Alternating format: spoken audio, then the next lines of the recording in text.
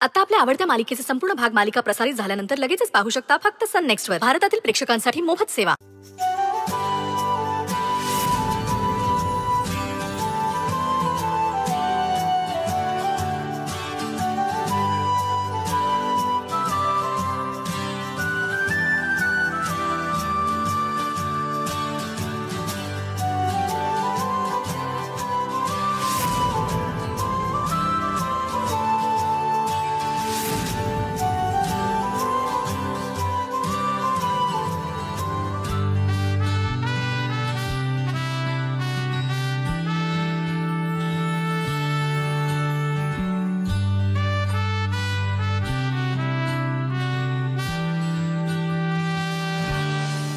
गई अगं अगं काय झोपली नाहीस तू? झोप येत नाही का तुला? माझ्याशी बोलू शकतेस तू. तुझ्या आईशी कसं सगळं मोकळेपणाने बोलतेस तसं माझ्याशी सुद्धा मोकळेपणाने बोलू शकतेस तू तुझ्या मनातलं. आई, सांगण्यासारखं खरंच काही नाहीये. ऍक्च्युली मला इथे झोपायची सवय नाहीये ना, म्हणजे जागा बदलली की झोप लागत नाही ना, तसं झालंय मला. हो,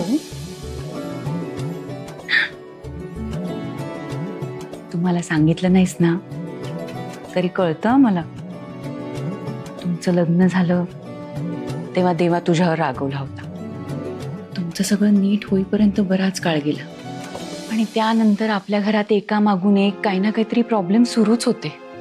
त्यामुळे तुम्हाला नवरा बायकोप्रमाणे एकमेकांबरोबर छान वेळ घालवताच आला नाही. मला कळते बाळा, तुम्हा दोघांना एकमेकांना भेटायचंय, एकमेकांबरोबर वेळ घालवायचाय, त्यासाठी आतुर झालात तुम्ही. पण मी तुझी माफी मागते. आता माझ्यामुळे तुम्हा दोघांना एकत्र येता येत नाहीये, दूर राहावं लागतं एकमेकांपासून. आई, प्लीज माझी माफी नका मागू. उलट मला आणि देवांश सरांना चांगलंच माहिती, तुम्ही जे काही करताय ना ते आमच्या सुखी संसारासाठीच करताय. उलट तुम्ही जे सांगितलंय ते आम्ही नीट पाळत नाहीये ना, याचाच गिल्ट आलाय मला. इतका समजूतदारपणा कुठून येतो ग तुझ्यात? समजूतदारपणा वगैरे काही नाही. तुम्ही माझ्यावर इतकं प्रेम करता, मग मी तुमच्या श्रद्धेचा मान नको राखायला? आई, तुम्हाला खरं सांगू, मी जेव्हा या घरात आले ना तेव्हा खूप घाबरले होते. कारण एका छोट्याशा घरातून एवढ्या मोठ्या घरात येताना माझा जीव अगदी घाबरा झाला होता. त्यात आमचं लग्न कोणाच्याच मर्जीने झालं नाही,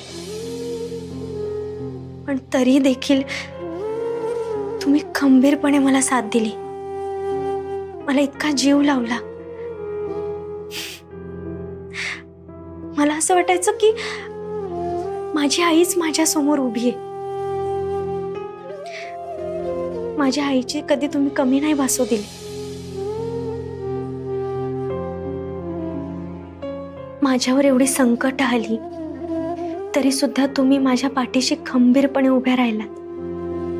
खरंच आई, तुम्ही माझ्यासाठी जे काही करताय ना त्यासाठी थँक्यू सो मच.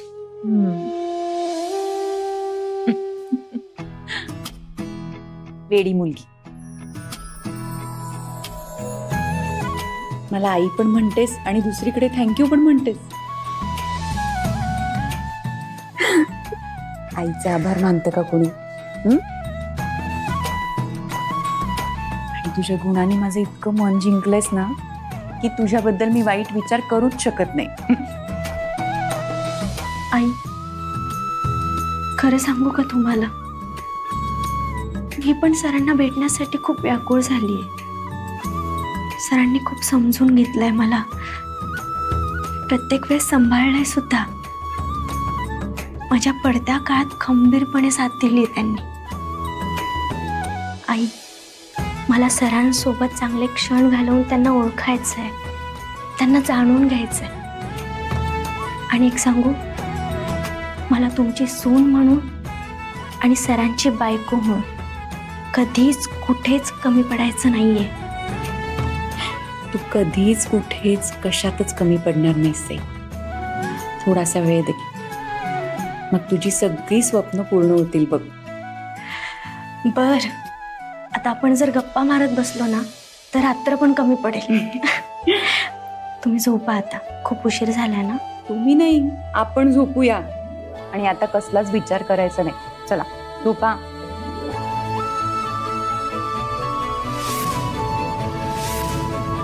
मी शेजारीच आहे तुझ्या, काही लागलं तर हाक मार. Good night.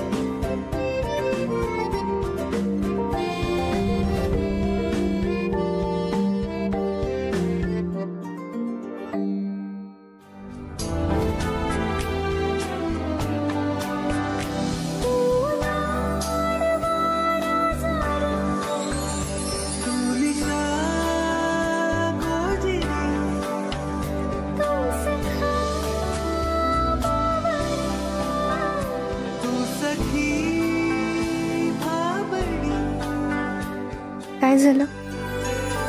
असं का बघताय?